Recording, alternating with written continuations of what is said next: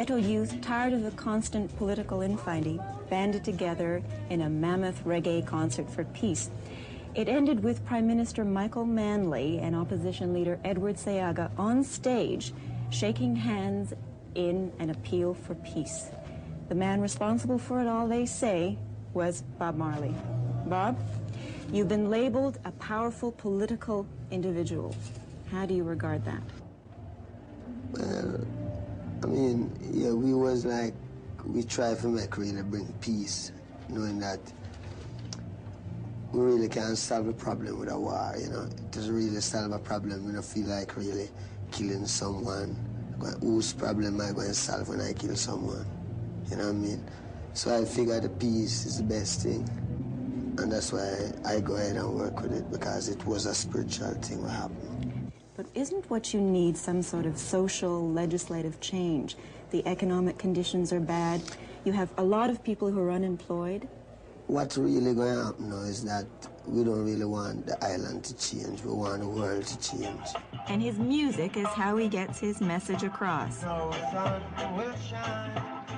Rastafarianism is very popular in Jamaica, yet in Canada and the United States it has a bad reputation. People are associated with drugs and the trafficking of marijuana and violence, police arrest. Yeah, man, them crucified Christ, remember?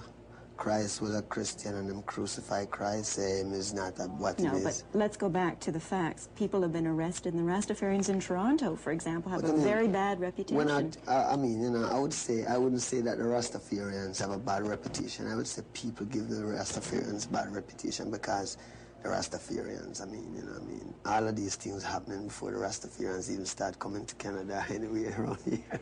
But the things that are very obvious are things like the way you look, right? To most people who are very conservative in dress, you look quite strange.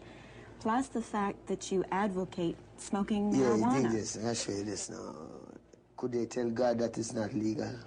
No, but they couldn't tell God that it's not legal. You have a very strong religious belief, but other people don't necessarily share that. And what they see are the obvious things.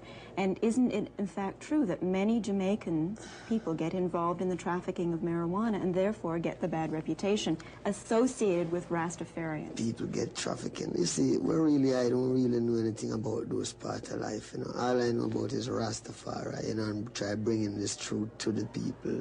What do people do with them life? I don't really know about that. I know about my own. Okay, what is your own? What's your music the music to me. The music is more than music to me. It go further than music, you know. It go with I don't know, it further than music. But you used it as a strong message. I mean, words like a hungry man is an angry man. The music used me. Whatever it is, there's no doubt Bob Marley knows how to use his music. 12,000 people, more than half of them white, came to hear him perform. And in a trance-like mystical state, he carried them with him and left them shouting for more.